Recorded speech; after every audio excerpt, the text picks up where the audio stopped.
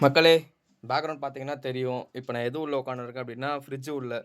ஏன்டா ஃப்ரிட்ஜ் உள்ள உட்காந்துருக்க அப்டின்னு கேட்டீங்கன்னா, கிட்டத்தட்ட 43 டிகிரி செல்சியஸ் வெயில் அடிக்குது.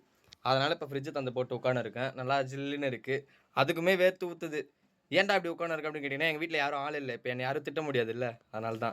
சொர்க்கம் இதுதானம்மா, மேலே கிடையாதம்மா, சொற்கள் கொண்டு சொன்னாலும் புரியாதம்மா, சிலு சிலுவென